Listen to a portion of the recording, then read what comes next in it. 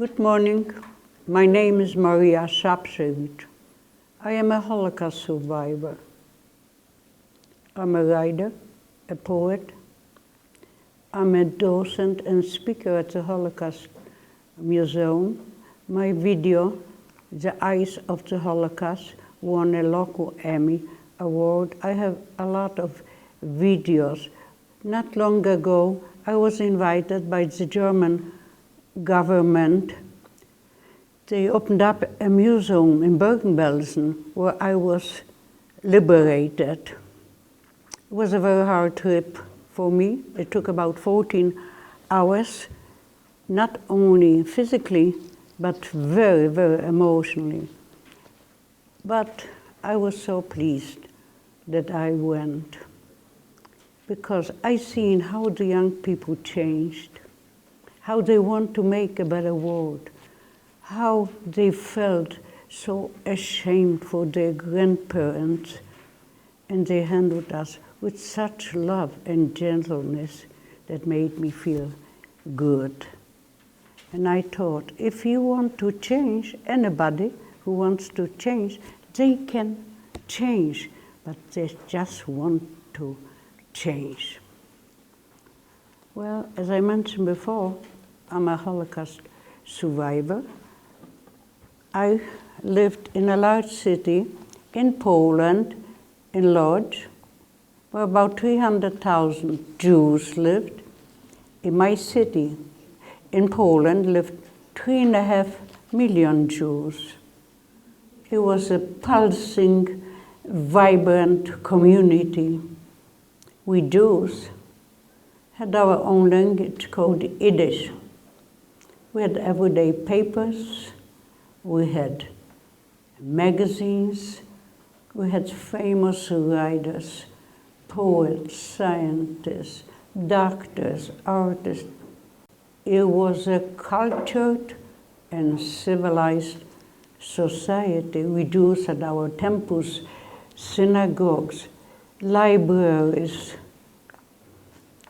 museums, theaters, symphony. Everything vanished, everything perished.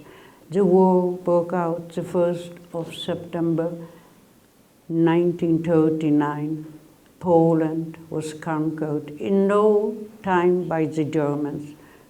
They came to our city. They put up posters that we Jews have to wear yellow stars.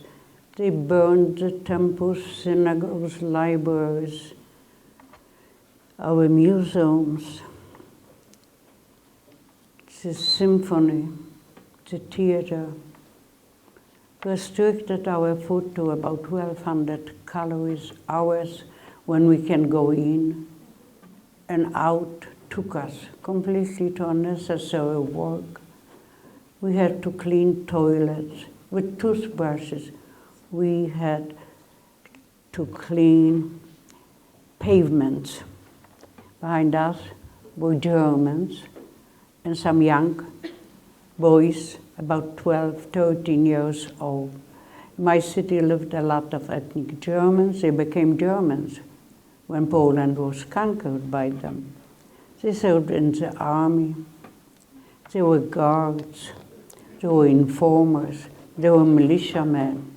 Before the war, we all lived together. We didn't even know that they are ethnic Germans. Those were their children.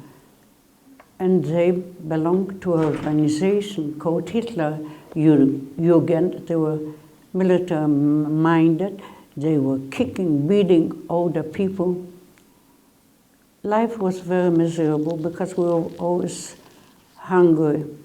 And we didn't realize how good it was to be with our parents and to sleep in our own bed. This changed in no time. Poland, before the war, was not a developed country. There were a lot of people out of work.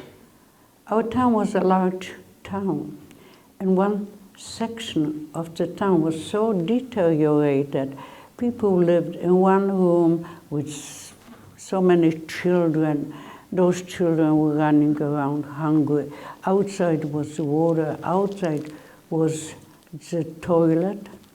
And the German fenced in this part of the city and made a ghetto. One night, early morning, we heard dogs barking, Germans shouting, and bells ringing so loud in the churches.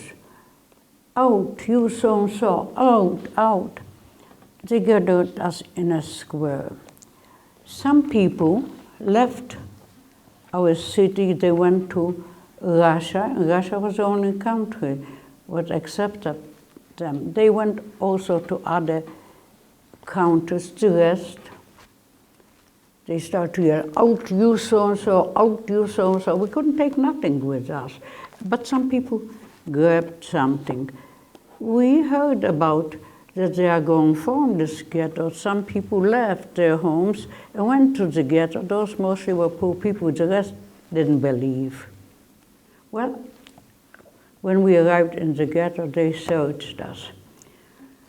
We were assigned about 7 or 8 people to one room. In charge of the ghetto was a man, and his name was Chaim Rumkowski. And he thought, well, if he will run this ghetto like a little government and put everybody to work, maybe we'll have a chance to survive. So he was running this ghetto like a little government. We had our own police, militiamen, a lot of offices, some stores, because we got those food stamps. We didn't have any transportation in the ghetto. We didn't have cars, trucks, even horses. Everything was done by hand, by pushing and pulling. But the worst part of everything was this man put out money which was good only in the ghetto. Because outside of the ghetto, there were some good people too, and they would help. They would smuggle in some food for us. But we did not have money to pay them for the food. Our money was good only in the ghetto. He put everybody to work. And people wanted to work, because at work we got an extra slice of bread. Children who were about 14, 15 years old, they were left out. But our parents lied about our age, that we are older, in order to get this extra slice of bread. I worked in a sewing factory with so many other children. We were so hungry, we were starved. And some girls said, let's try to drink water, this will help. And when we started to drink the water, our legs swelled, we had big stomach, we retained the water. But sometimes we were in a good mood. Because some girls came to work and said, well, you know what? My dad told me that the war will be over in a few days. So we were dancing, we were singing, playing. 95% of those children did not survive. As you know, 1.5 million children perished. 6 million Jews, including 1.5 million children. 3.5 million gypsies, completely innocent people. And the world didn't do nothing to save them. They did not want to listen, to hear the crying of our children, our parents begging for mercy. Take me, save my child, save my child. The world was completely indifferent and let us die. 6 million, it's not just a number. Put a human face on each number and you will see a state like Missouri, Hawaii completely wiped out. In the larger ghetto broke out a terrible epidemic of typhus. So many people died, and they were not buried, they were laying on the streets. It was hard to even walk the streets, but in spite of everything, we Jews opened up schools. Children wanted to study, to learn. We had a small symphony, a theater, dying people, skeletons were playing. In the larger ghetto, there were 600,000 Jews. We did not have so many people, but the Germans put in Jews who lived close by. I was very privileged. My father was a successful businessman. We imported machines from all over the world. Machines are made from iron, and Germans needed iron to make weapons. So one day they came, got my father, and started to beat him, asking where he has the account. Took him. We started to cry, and we cried because we thought they're going to kill him. He came home, a beaten man, and he said, you know, I have to deliver our goods. I'll be able to go in of the ghetto under guards. So he had to deliver our goods. As I mentioned, in my city lived a lot of ethnic Germans. The people who worked for my father helped him to deliver the goods. And one day, one man who was a very righteous man, he was a religious man, and came up to my father and said, look, I am going to save your family. My father looked at him and said, how can you do that? He said, leave it to me. What happened? His neighbor was an ethnic German. He was a guard in the ghetto. He bribed him. We got out. We traveled only during the night by horse and carriage. Jews were not allowed to travel by train. We were scared. We had those yellow stars. And besides this, the Germans put up posters. If you turn in a Jew, you get a kilogram of sugar, which amounted to 2.5 pounds of sugar, or you get 10 zlotys, which was $2. There were so many who was hated, discriminated Jews. But there were other people who tried to help. And we traveled for a long time. We arrived in this little town. We looked up my grandpa's apartment. We thought, well, in this little town, the conditions might be better because our city was the first city where the Germans organized a ghetto. When we arrived, looked up, my 2 uncles were with their families living already. They were afraid that in the town where they lived, which was Warsaw, they would make a ghetto. They accepted us. We lived in 3 rooms. Life was very miserable because the same conditions and the same amount of food, and on top, they put in others. This was a shtetl. I don't know if you know what a shtetl is. A shtetl is a community where mostly Jews live, 4,000 or 5,000. They were forced to form communities like this because before the First World War, the Jews were not allowed to live in large cities. They had to have a special permission, so they formed their own communities. Life was very miserable. Those people were so poor, but they were righteous people, very religious people. This town was without a doctor. Well, the Christian doctors were not allowed to treat Jews. My uncles happened they were doctors, but they couldn't help. They were not allowed to prescribe any medication, but in spite of everything, they tried to help. And you should see how those people were storming, trying to get help. What was their help? Pray, be in good spirit, try to keep clean. Well, the war is not going to last forever. Well, the Christians who didn't have a doctor and they lived close by, they came to be treated during the night, and my uncles risked their life to treat them. They brought us food, so we always had a little bit better than others.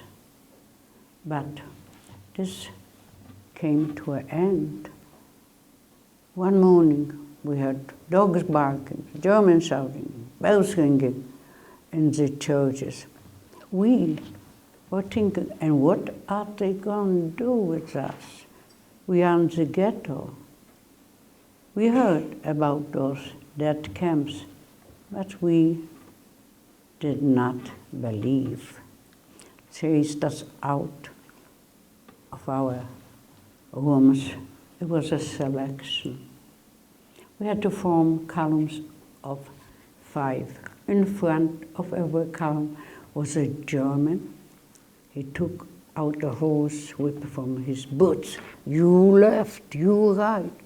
This was going on about 7, 8 hours without food, without a toilet, children crying, mothers looking for the lost children, families separated.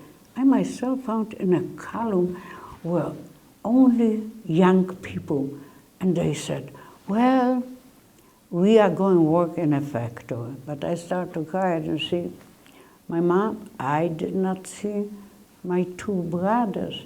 I knew my father was killed. And for a moment, I thought maybe I should switch columns. Whatever will happen to them will happen to me. But I felt somebody pulled my skirt. I looked at my 2 brothers. And we started to cry and to kiss each other. And then my brother said, let's look for Mom. She was a good-looking woman. She was a young woman. She was 36 years old. But for the Germans, this was old to take to work. But we found her, and we cried that we are together. They put us on trucks. And we traveled about 5, 6 hours without toilet, without food, water. And we arrived in a town called Szapszewicz, where was a huge ammunition factory called Hermann Göring's Werke. They told us we are going to work, and we got some papers. When some girls got off the truck, they asked, and where are we going to live? And they beat them so badly. And we held shooting.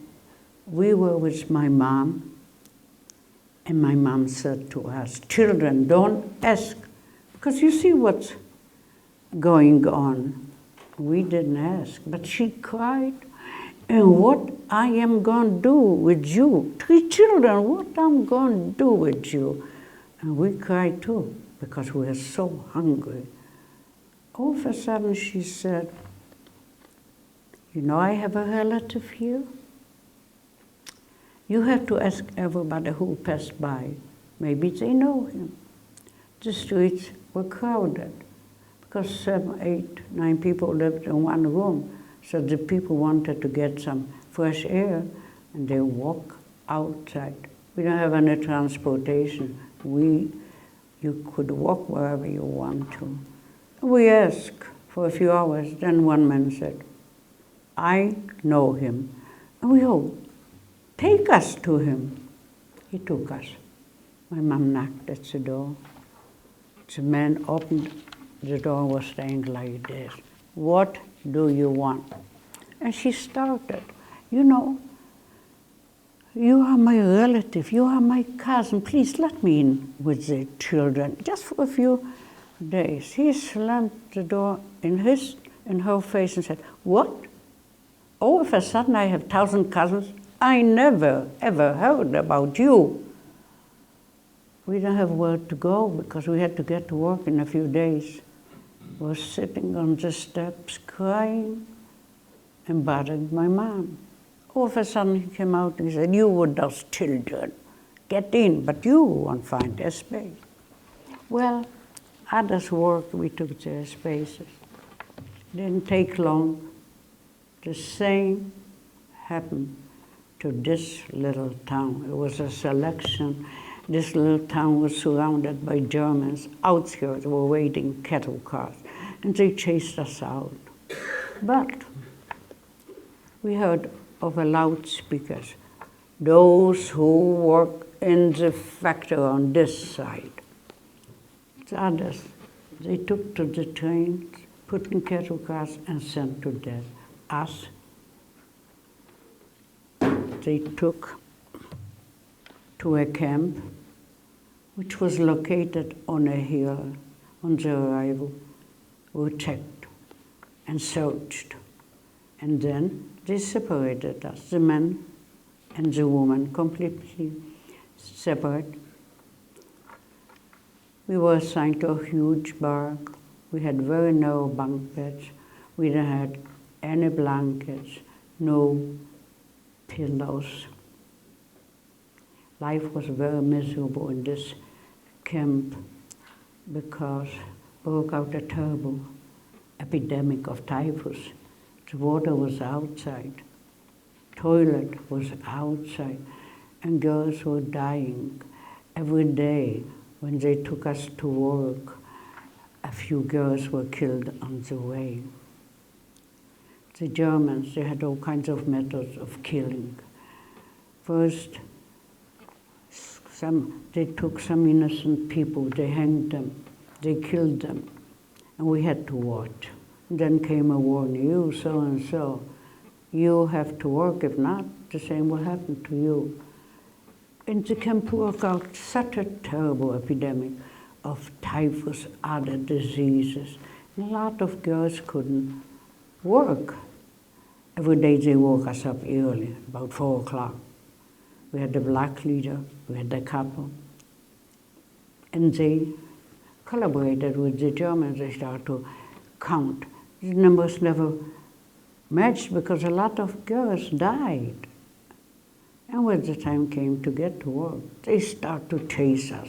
We had to run. Some girls left the shoes on the way. Some were killed. We arrived in a factory, which was such a huge ammunition factory. About 20,000 Christians worked. They were free people. The factory was called Hermann Göring's Werke. They separated us from others, men, and everybody was assigned to a special department. I was assigned to clean huge bullets for machine guns, and I started to cry. They were so heavy I couldn't even lift them up. But next to me worked a Christian, a young man who was the most righteous man I ever met. And he said, "Don't cry, I'll help you." And I thought, well, everybody said, "I'll bring you this and I'll help you." But nobody helps me. But this man made a huge difference in my life. He brought me food. We were worked by God, but they were very, very lazy. In the camp was a terrible epidemic of all kinds. People couldn't work. And the Germans, they had all kinds of different methods of killing. In small settlement, slave labor camps, the Germans had a group called Einsatzgruppen.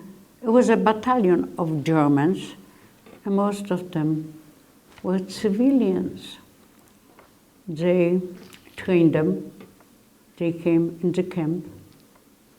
We had to dig ditches behind the people where the Germans with pointed guns, and when the ditches were deep enough, they killed the people. One night we had all-night shooting, and we girls were sure that they are going to kill us all. but it wasn't so. In the factory, there worked a lot of people. Some, they were very religious. They always said, aren't we brothers and sisters?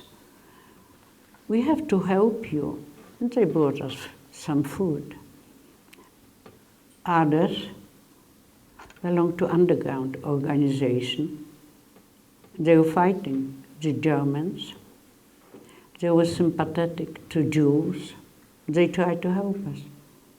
They organized the young people to escape from the camp because the Russian army was advancing. It was close to this town. We girls didn't know. We were completely separated from the men. Those young people started to escape, to run away. But the Germans gunned them down. In the morning, they chased us out of our barracks, took us to this field, and we had to watch the dying people for hours, begging for help, begging for water, bleeding. And then came a warning. You, they called us all kinds of names. You think you escaped? You will never be able to escape. You know what will be your escape? That is your escape. You work till you die. They took us back to the barracks. But they lied, because a few survived. And one of them was my late husband. He escaped. How did he survive? He was running. He was a young man. He fell. Others fell over him. He was not hit at night. He pretended that he's dead, and at night he escaped to the woods. Not far from this camp, about 30 miles, his parents had a beautiful farm with a large lake, a flour mill, orchard, and a very nice home. He knew his father was killed, his mother was killed. Some Christian woman, a friend of her, wanted to save her. But on the way to this woman, a Polish policeman knew her, and he said, "You are Jew," and killed her. But in spite of everything, he hoped that somebody maybe will help him. He walked through the woods for 5 nights. We couldn't show up during the daytime. Our clothes was marked with red stripes in front and the back. When he arrived, nobody wanted to help him. They threatened him.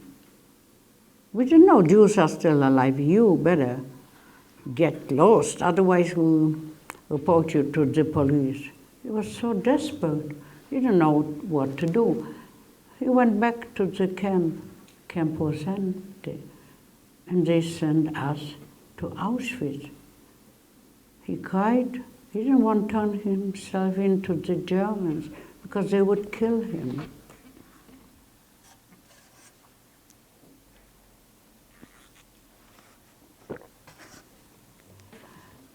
He decided to go back to another village, which they had a good friend. When he arrived, he looked at him, "What are you doing? I know that your parents were killed. What do you want? Get out." He said, "You were my father's best friend. You played cards, you got together." He said, "That was before the war, not now. Out." His wife showed up. She pushed him away. She said, "Let me talk to him." Well, she said, "We'll hide you in our barn. We'll dig a ditch, cover you with straw, but you have to do whatever I will tell you. At night, I will come and call you. You have to go to your farm, to the flour mill, and steal flour for us." He looked at her. He decided to do it. You'll be surprised what people would do. in order to save their lives. He was in that foxhole 9 months. He was liberated by the Russian army the 24th of January 1945. He lost his eyesight. He cried because he knew that he's by himself. But after a few days, he gained his eyesight. Us. They put in cattle cars. We were packed like sardines. And some girls were crying. Some really were dying. They were infected with all kinds of diseases, that high fever. Some were beating each other, crying. They went completely mad. The Germans put up a bucket with water. They were throwing bread like for animals. Who was told got the bread? The short ones didn't get nothing. And we were so thirsty. We tried to get to the water. We turned over the bucket. This was going on about 4 or 5 days. The distance from our slave labor camp, well, was about 50 or 55 miles. We had to wait on every little train station 7, 8 hours till the Germans were fighting the Russians, till their trains with the soldiers would get by. On the 5th day, we arrived on the ramp in Auschwitz, where cattle cars with Jews arrived. They start to yell. There were Germans with pointed guns, with horsewhip. There were couples, and they start to yell, "You, so-and-so, open up those cattle cars. Take out the dead." We were so weak and sick, we couldn't do it. But 6, 7 girls just took out a dead body, put away, put in rows. "And you, why don't you, so-and-so, beating, kicking, form columns of 5? They checked out every girl. Some they took away, we never seen them, marched us to Auschwitz. Well, Auschwitz was a complex of camp. There was Birkenau, which was the dead camp. The Germans had 4 gas chambers and 4 crematoriums in this camp. There was another camp for Russian prisoners of war, some privileged people, some professionals. And there was a 3rd camp called Bunamanovitz, where people from outside were working. The Germans had small ammunition factories. They had rubber factories. They tried to make artificial rubber. They didn't succeed. They tried to make soap from human fat, but they didn't succeed. I was in Birkenau. When we arrived, we seen a huge gate with the inscription, Arbeit macht frei. And we're thinking, to work will be liberated. An orchestra was playing beautiful marches, but the smoke from the burnt flesh hit us and we started to cough. We did not believe to the very last minute that they are gassing and burning completely innocent people. They started to yell, "You so-and-so, get in this bark." Undressed, completely naked. We were, I was seeing so many naked boys. We always were separated. Well, some girls who hesitated, they took away. I was with my mom, and she said, "Take off your clothes, put away the shoes, don't look around, just look at me." Well, after the war, I organized a Jewish community in a displaced camp, and after a few years, I decided to go back to Poland to see maybe somebody from my family survived. It was a huge family, about 18, 19 people. Poland was a communist country. They let me in. I did not realize they won't let me out. Nobody from my family survived, but I was stuck in Poland. So I went to high school. I married in Poland. I graduated college. I had children. And one day I said to my husband, well, you know, I would like to go back to Auschwitz, see how Auschwitz looks now. He said, you better not. But I didn't listen. I went back. The first thing when I arrived, I seen a huge park with shoes. And I wrote in Poland to papers, and I had published a book, but in Polish language. It hit me, such a huge park with shoes. And I decided to write a poem. And I would like to read. Would you pass this book around and a CD?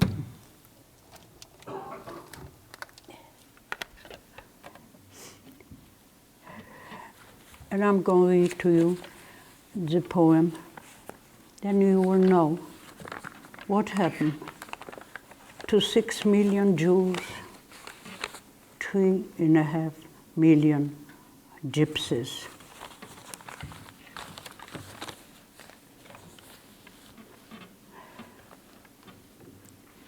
They left the shoes.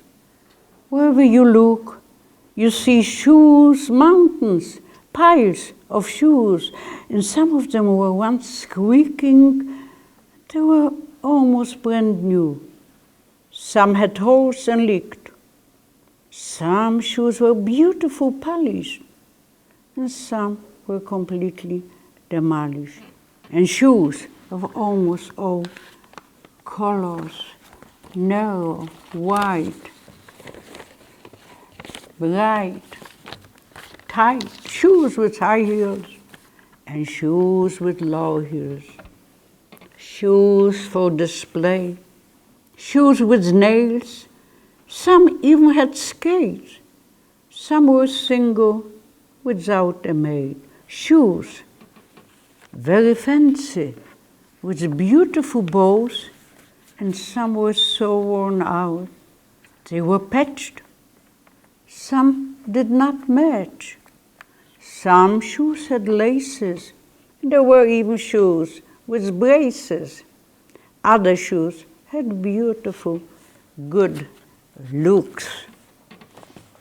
There were men's shoes, women's shoes, children's shoes, and even baby shoes.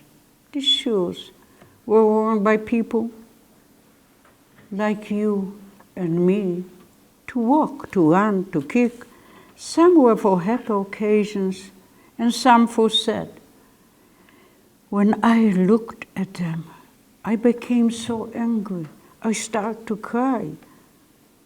Those baby shoes, those poor baby shoes, would babies try to take their first steps, in which they tried to learn to walk, and did take a few steps before falling into their mother's laps.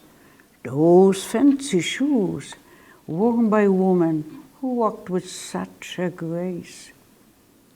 I can see each face, shoes and shoes and shoes. Where are all the people who wore those shoes? What a terrible shame is that. There is nobody to blame, nobody to claim those shoes. And we all know, and who is to blame? Yes, those shoes belong to our mothers, fathers, sisters, and brothers, to our children. What is left of those shoes? I can talk. Their masters are dead. It's such a terrible, tragic story, and so sad. As you know, the Holocaust was the worst tragedy since human being exists. The Holocaust was the death of the civilization. And who did it? the German people, and others helped them. Germany was a cultured society. They had famous writers, poets, musicians, mathematicians. They were cultured, but they were not civilized. Well, I'm going back to Auschwitz.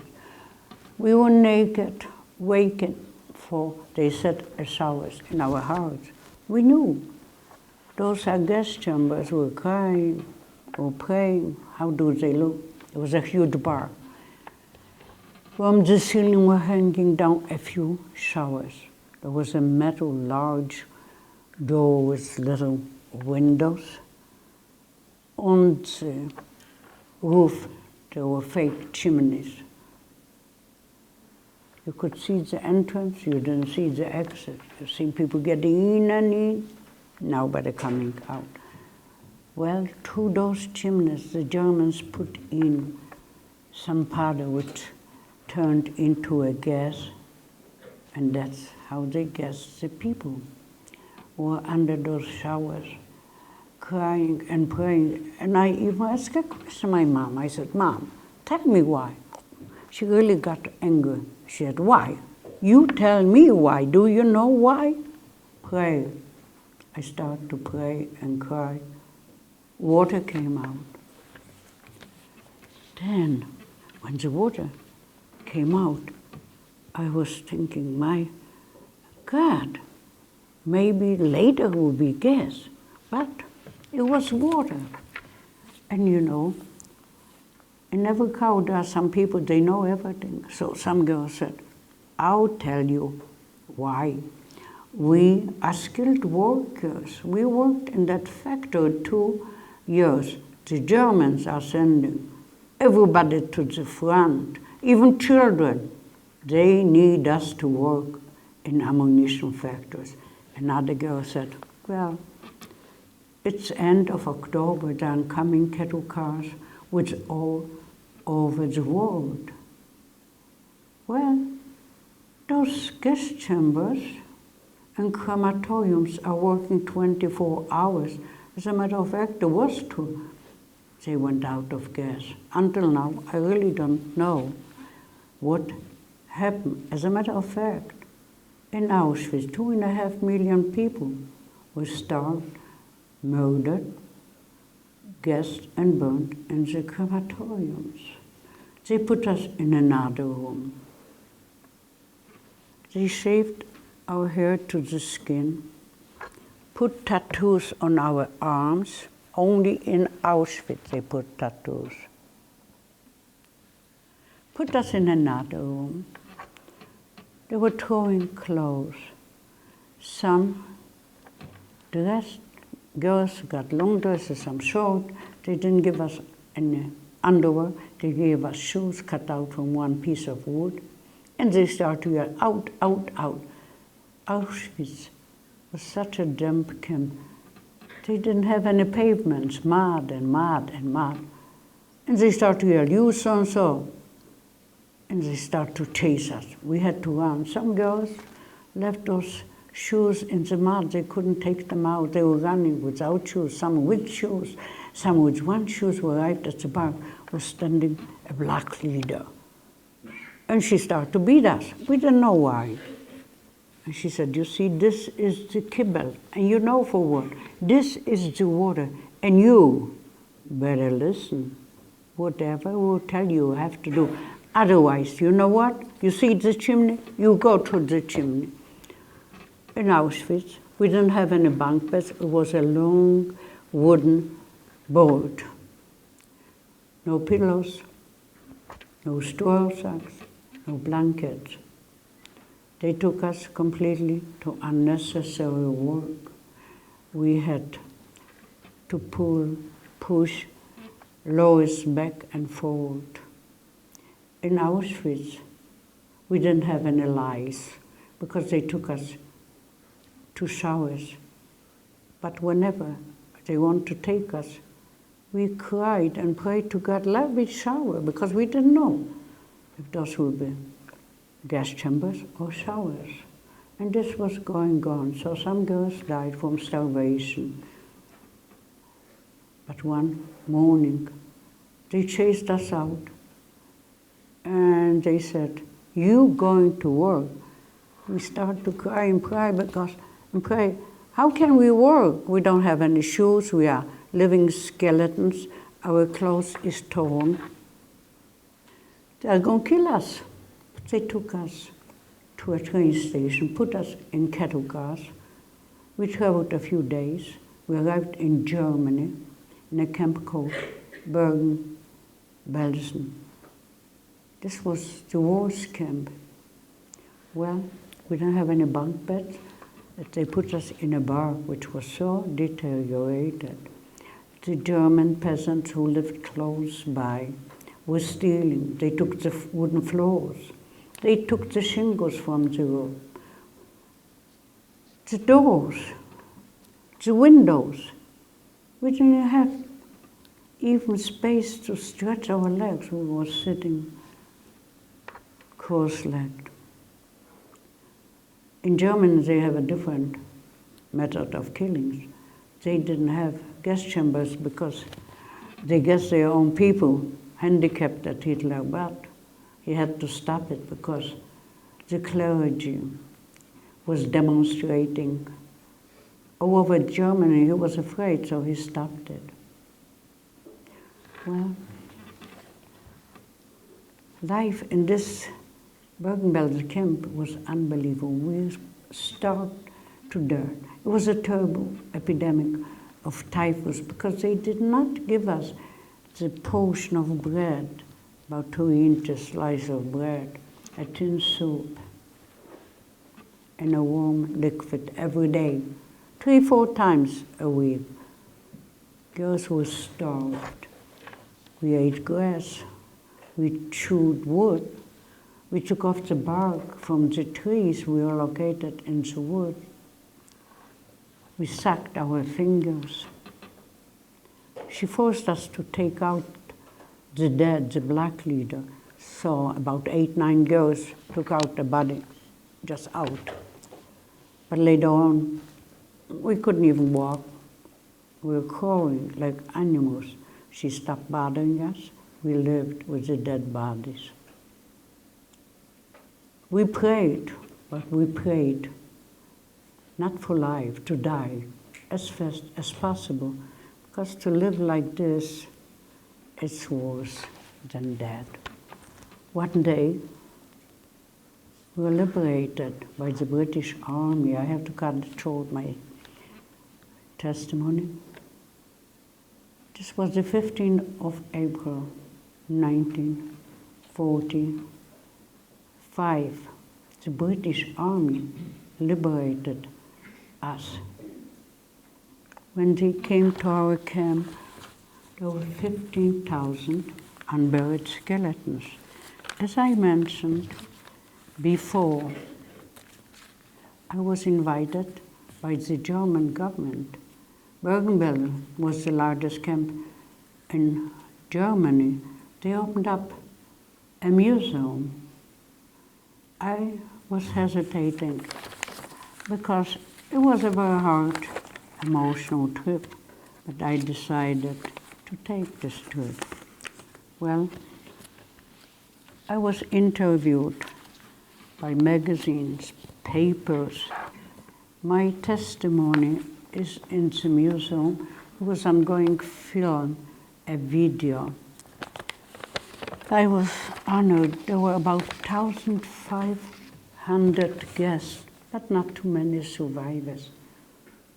Maybe 20 survivors like me out of 1,500. There were dignitaries from all over the world. There were Nobel Prize winners, and they spoke. It was such an experience that is very hard to tell you. There were lots of survivors who won Nobel Prize. And I was thinking, my God, what the Jewish people contribute to the culture and civilization of the world. As you know, we are very small minority, 0.1% of the whole world population. But what we contributed, so many Jews are Nobel Prize winners. We Jews believe in education. As a matter of fact, this is our weapon. We fight the world with education. As you know, the most important people in the world were Jews. Moses, Jesus Christ, Marx, those people made a tremendous difference in the world. So just think, 6 million. They killed more than 6 million. They killed more than 60 million because those who would be alive, who had children, their children, who contribute a lot to the world. I want to tell you, we all are created the same way. God created us the same way. We have to tolerate, respect each other, and we cannot be indifferent when our brothers and sisters suffer. We have to stand up for justice, because we can make a better world. We are the people who makes this world. So, you are young people. I have a great hope and faith in you, that you are the ones who try to make a better world where people will live in peace and dignity. So let's not wait. Let's make a better world right now. Thank you very much for listening. I can speak and speak. Now. Of your family? Were you the only No, my mom survived. She weighed at 46 pounds. I weighed at 56 pounds. And a hospital, thanks to a Christian doctor, he was a professor all year. When he seen her, he couldn't believe. And he said, I'll do anything. I weighed at 56 when I gained my strength. And they burned our camp because there were so many land and 15,000 unburied skeletons. They took us to a nearby camp where Hermann Goering had his headquarters, and was in that displaced camp. We had a theater. We had to be educated. The zest was so great. And those people after the war, for the other communities. Now, this answered your question, I don't know. Yeah. Family members, but my mom survived. I had a brother who survived. And one brother, the 20th of April, 1945, I was liberated the 15th of April. It was such a pain, and still is. Gave him a fatal shot in his heart, and that's the way they killed him. I was free.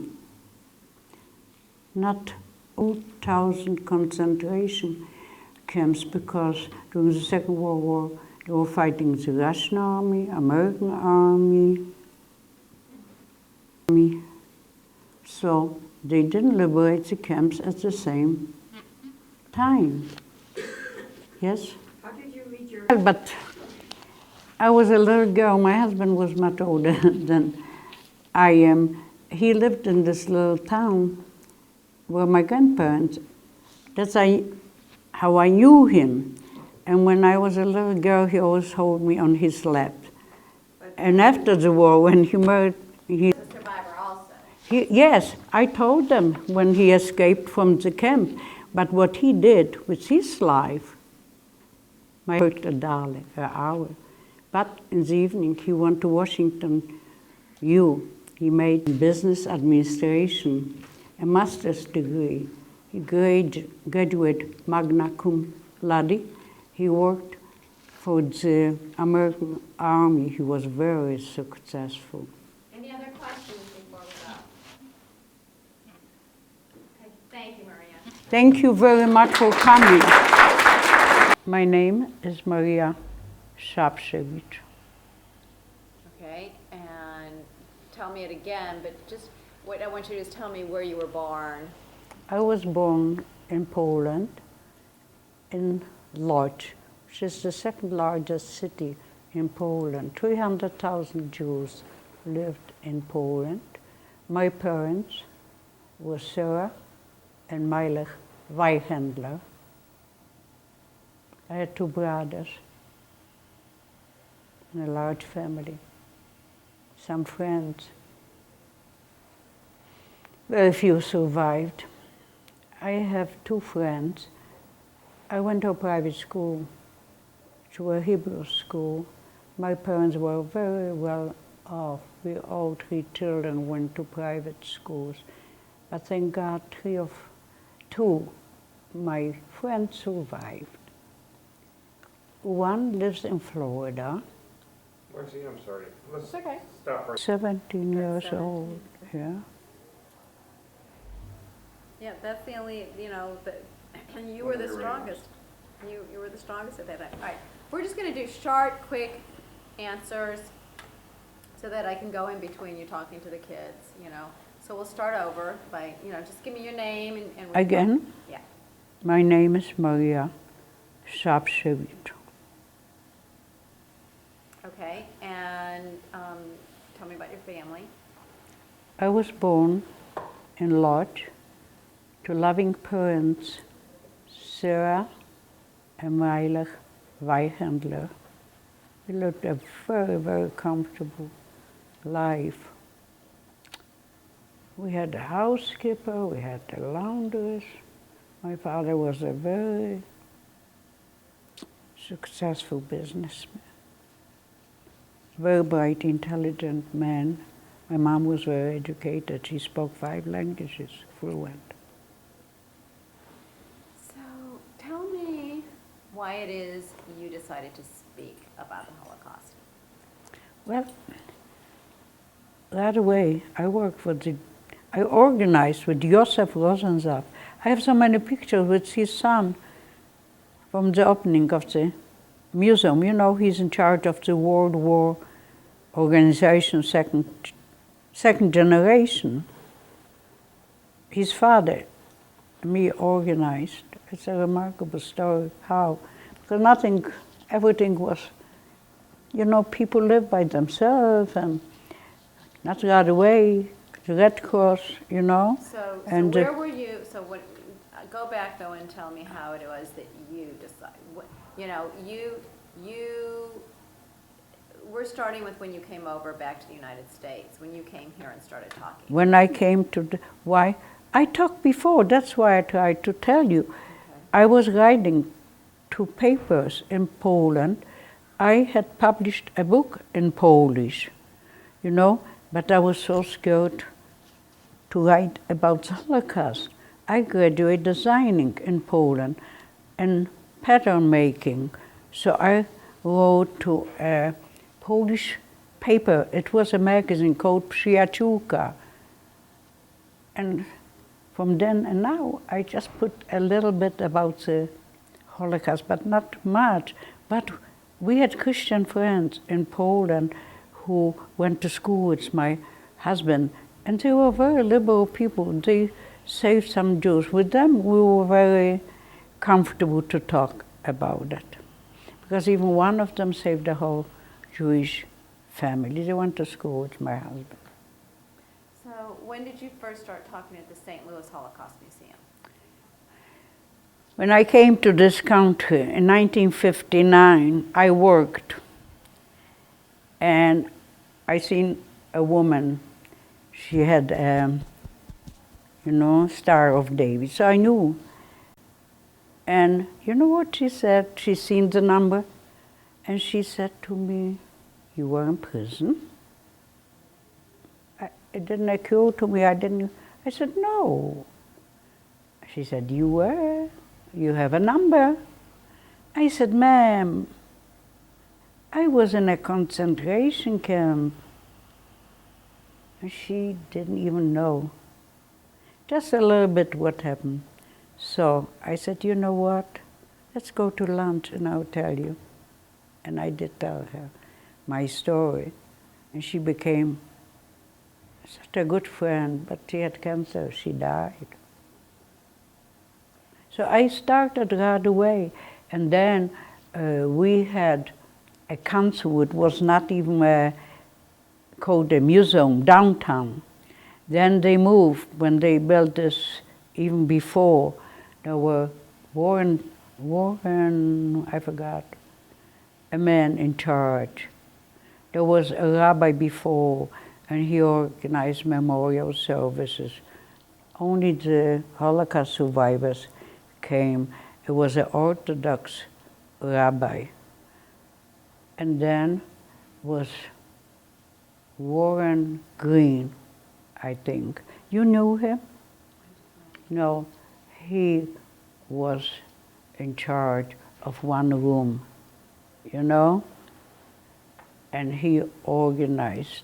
He asked my husband to go with him. He went to Poland, to Auschwitz, but my husband was always in that house and he So couldn't. you started talking to groups immediately? And yes, but small groups. You have a picture of my husband talking in Troy, Missouri. You know? Right. Many years back, and I talked. So Wherever. why do you feel it's so important to talk? Why I feel that we people can make a better world. It's up to us, and by getting to know the Jews, they see there are people like them. They are not worse. They are just the same people, and they became friends. And so when you get in front of these children, what Yes. does it mean to you? It means to me that maybe I will change them. And if I change a few, they will change others. You know, yesterday it was pouring, raining. I spoke at Washington University. There were not too many students because it was a terrible weather, you know, but some were Christians too. And later they came up to me and they said to me, "You open up my head and my eyes." And how does that Isn't make this you feel? rewarding? Yes. Tell me how that makes you feel. It makes me feel good that I contribute something to the communities. Believe me, I get out more of it than I put in. I feel good that I did something good, that I contribute something to the world community, you know? When the kids ask you, you know, about all that you've lost, all that was done to you, how do you answer them? I don't understand your question. They ask how I feel when I lost everything. Well, those are only possessions. I'm only concerned and grieving after my family, after the living. Because this you can get if you work hard, you know? Right. No, I think they meant that you had to leave your home. How does that feel as a young girl to have everything taken away? You know what? You are happy that you are alive. You are happy that you don't think. When I was liberated, who was thinking? Who cared if, you know, I am alive? Oh, what I wanted to fill my stomach were completely blacked out. But then, when you have enough food, you start to think. And then you realize what you lost. But some people, a lot of survivors, are depressed. You will be surprised that some committed suicide in Bergen-Belsen. Bright, intelligent people that I don't know, maybe I'm strong. I said, no. I have to live. I want to live. I want to organize the Jewish community so we Jews never die. And it was very rewarding, and we did. We worked in this, I worked in this displaced camp. We had schools. You have pictures from the camp here? We had schools, we had a symphony, we had a little theater, we had trade schools. We had, well, we organized the Jewish community there. You know, the Jews were wandering from one camp to the other to find out if somebody survived.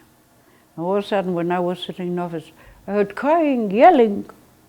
Well, one brother came to see if his sister survived, and she just was there, and they started to kiss. It's unbelievable, and you cannot describe it. But I was lucky that I survived. And I want to give back something to the community. It's never too much for me. Even somebody will say, oh, please, I would like to interview one person for an hour and a half. I said, okay, I'm never too busy. I put away other things and I do it. But Have you always had, were you always as a young girl, were you well, strong? as a young girl, I worked for the community too. You'll be surprised. This girl, what I'm telling you, wrote a book. Her sister was a Zionist, you know? And she organized the younger girls to come to America. I remember Hashomer HaTzair or something like this. And you know what we did? She gave us pushkis. We went from one home, so help me God, and knocked at the door. Sometimes we say, Buddha, we said, give as much as you can, and we collect money for Israel. I belong to a survivors organization called the Habonim, maybe you heard. Mm-hmm. You know, after work, I went with my husband when it was the 6-day war, from one home after work to the others to collect for Israel. And we collected $10,000. This was 40 years ago.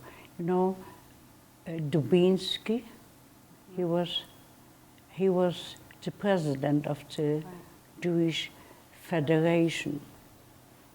And then I have pictures of it. We gave him the check, he invited us to his home. You know, he had Marci Chagall, the 12th. Yeah, sure. Yes, on his walls. So it was original. Yeah. So he was so proud of us. It wasn't the Jewish light. I have an article about that.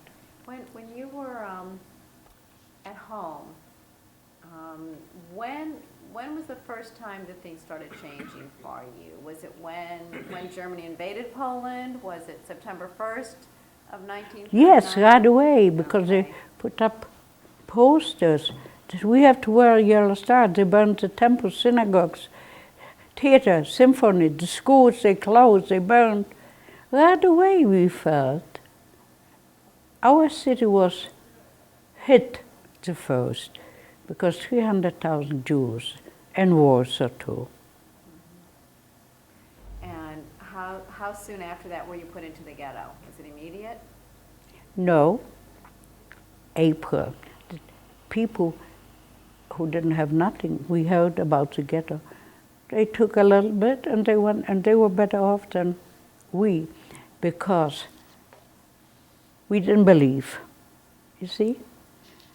My mom always said, well, those are cultured, civilized people.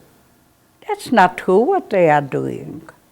So we waited, and we were wealthy. You know, they didn't want to give up everything. So we had the worst, because they pushed us in the ghetto with, you know, those people. So, how did you survive in the ghetto? Tell me about that.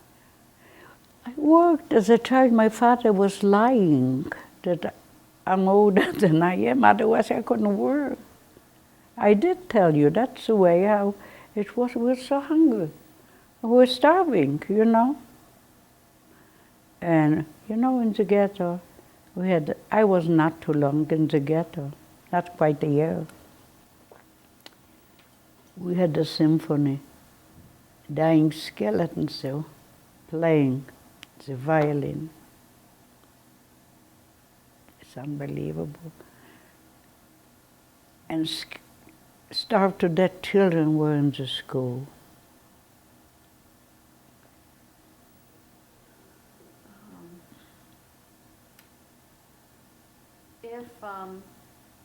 I know that you're very close with your children and your granddaughters. Tell me about that. Tell me about your daughter and your granddaughter.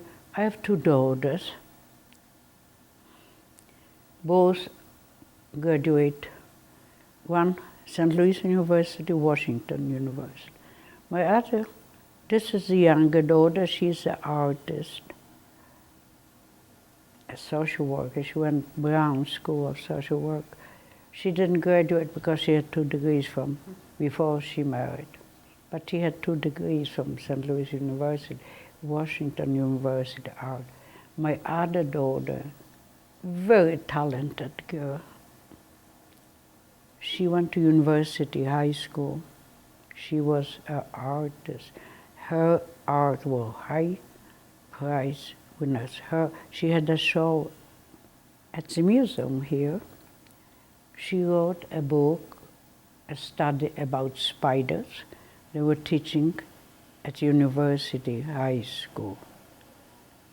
She graduated from Cooper Union. I don't know if you heard about that school. Oh, but what I'm trying to get at is, so it's so wonderful that even though you lost your family and went through so much, that you were able to overcome, have a life, have children. You never overcome.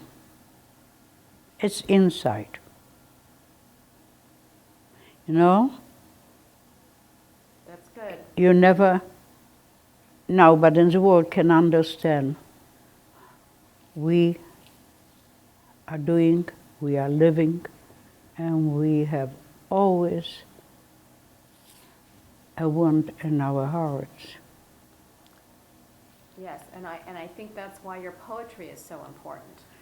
Yes. Do you feel like that's what you do? You take that Well, my children said, Mom, this is a healing process. Get it out, right.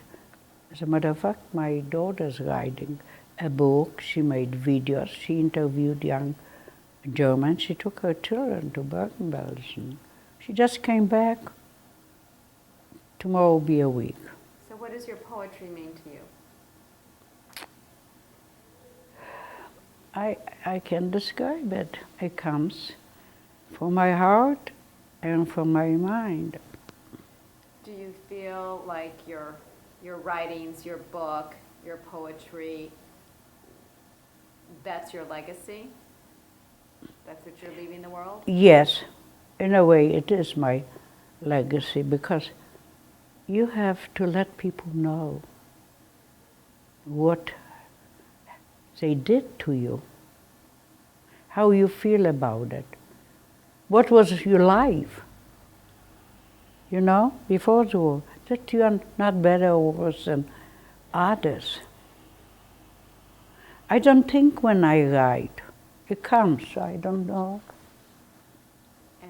I don't really think, I don't start to write, oh, I'm going to write about this. In the middle of cooking. I leave everything, and something comes in mind and I write.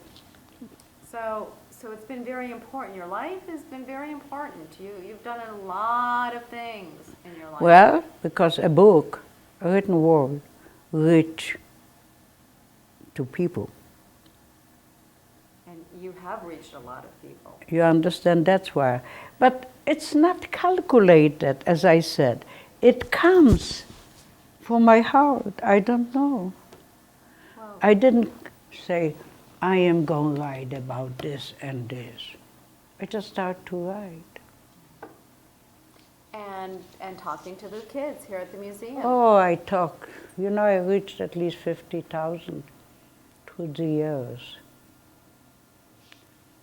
I talked to schools out of towns, and one boy was standing up and he said, well, I never met a Jew. He said, you look like my mom. I said, I look like others. I'm not different. That's a wonderful, wonderful thing to get. Yes. You know, in those little towns, they come from farms. They didn't see Jews. And I really make wonderful friends. They call me. I spoke at such huge convention. 3 years ago, I spoke to 2,000 women from all over the world in the Millennium Hotel. They were in the native costumes from, name it. So far, Jamaica, this is not so far, Jakarta, oh, Africa, and they are the same. And they are the same as me and you and others. Maybe the color of the skin, they think the same.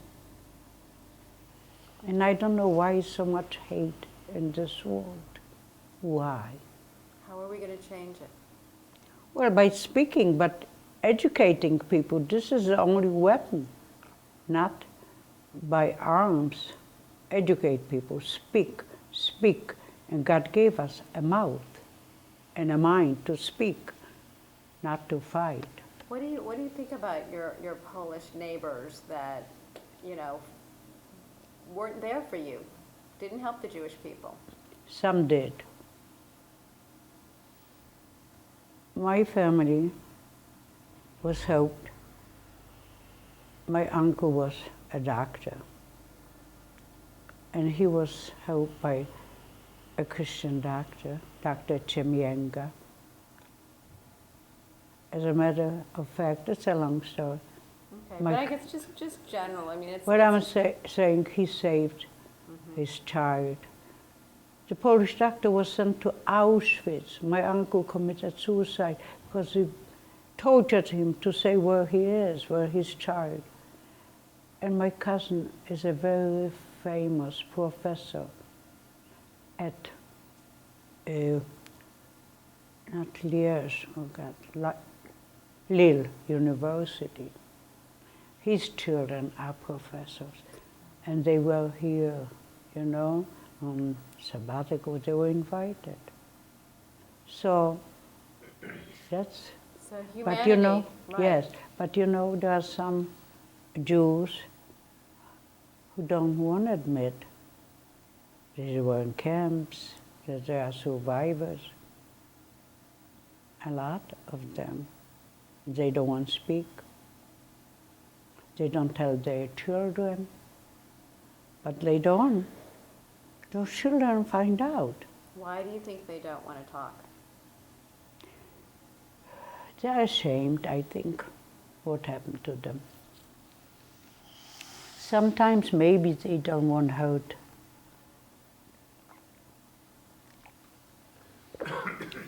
the children. But they are wrong. By telling them, you make your children stronger. Right, and these children that come to a museum, when they leave, what do you want them to think about listening to you? What I want them to think that the Jews are the same people and they should be treated with respect like others. They should be so treated as you would like to be treated. What do they want from them? So do you think it'll ever happen again? No. I don't believe it will happen. First of all, we Jews have our own country. We fight back, not only with education now, with arms when we are attack, because we fight for our existence. So the lesson learned, you learned, you paid a high price for the world to know what one human being can do to another. You know, the Holocaust is a very complex, you cannot figure out, you know? You just imagine people brainwashed. One person, Hitler, could poison so many minds. What was going on? Okay, anything else you want to tell me? I have a lot to talk, but I can talk and talk when you know. But I think that every survivor should talk. Some don't want to talk. Some cannot talk. When some came up, I would like to tell my story, but I cannot talk. I said, you talk to me. Just tell them. Tell them exactly like you would talk. And they became speakers here, you know. What does having this St. Louis Holocaust Museum mean to you? What? What does it mean to you to have a local museum right here in St. Louis? It means to me a lot, because it's an educational center.